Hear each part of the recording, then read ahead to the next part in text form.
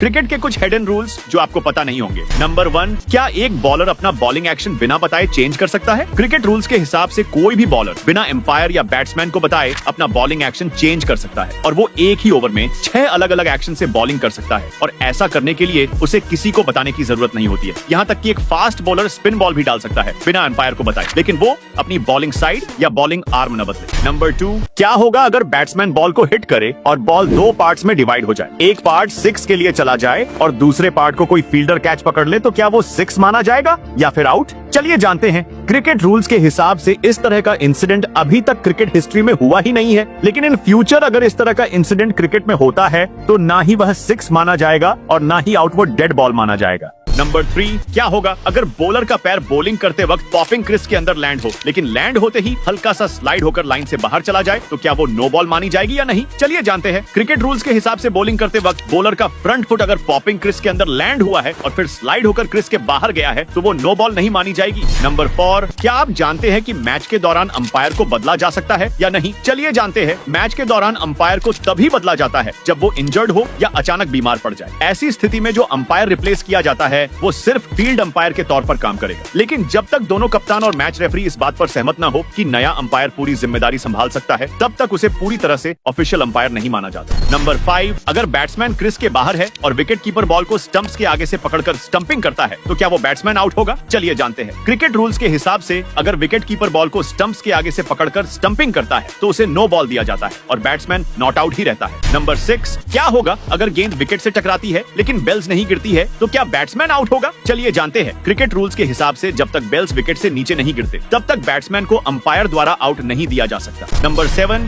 क्या हर बार ओवर शुरू करने से पहले अंपायर को बॉलिंग स्टाइल बताना जरूरी है? चलिए जानते हैं। क्रिकेट रूल्स के हिसाब से अंपायर को गेंदबाजों से उनकी बॉलिंग स्टाइल के बारे में पूछना उसकी जिम्मेदारी है, लेकिन अगर गेंदबाज ने अंपायर को बिना बताए अपनी बॉलिंग स्टाइल को बदलती है तो उसे नो बॉल दिया जाएगा। नंबर 8, क्या बैट्समैन बॉल को बैट से 2 बार हिट कर सकता है? चलिए जानते हैं। क्रिकेट रूल्स के हिसाब से अगर कोई बैट्समैन जानबूझकर गेंद को बैट से 2 बार हिट करता है तो उसे हिटिंग द बॉल ट्वाइस के तहत आउट दिया जा सकता है, लेकिन अगर बैट्समैन अपने विकेट्स को बचाने के लिए गेंद को दोबारा हिट करता है या फिर फील्डर की परमिशन लेकर बॉल को रिटर्न देने के लिए 2 बार हिट करता है तो बैट्समैन नॉट आउट ही रहेगा। नंबर 9, क्या आप जानते हैं कि विकेट से पॉपिंग क्रीज की दूरी कितनी होती है? चलिए जानते हैं। क्रिकेट के रूल्स के हिसाब से विकेट से पॉपिंग क्रीज की दूरी 48 इंच यानी 4 फीट होती है। नंबर 10, मान लीजिए कि बॉलर बॉल डालता है और वो बॉल बैट्समैन के पास 2 टप्पों के बाद पहुंचती है, लेकिन दूसरा टप्पा पॉपिंग क्रीज के अंदर ही होता है, तो क्या वो बॉल नो बॉल मानी जाएगी? चलिए जानते हैं। क्रिकेट रूल्स के हिसाब से अगर बॉल पिच पर 2 बार बाउंस होने के बाद बैट्समैन तक पहुंचती है और उसमें से दूसरा बाउंस पॉपिंग क्रीज के अंदर होता है तो वो नो बॉल मानी जाएगी। क्या कोई टीम T20 में पारी डिक्लेयर कर सकती है? चलिए जानते हैं। T20 क्रिकेट में किसी भी टीम को पारी डिक्लेयर करने की इजाजत नहीं होती है। T20 के रूल्स के अनुसार दोनों टीमों को पूरे 20 ओवर खेलने होते हैं। डिक्लेरेशन का कॉन्सेप्ट सिर्फ टेस्ट मैच और फर्स्ट क्लास क्रिकेट में होता है, लेकिन ODI और T20 में ये रूल नहीं होता है।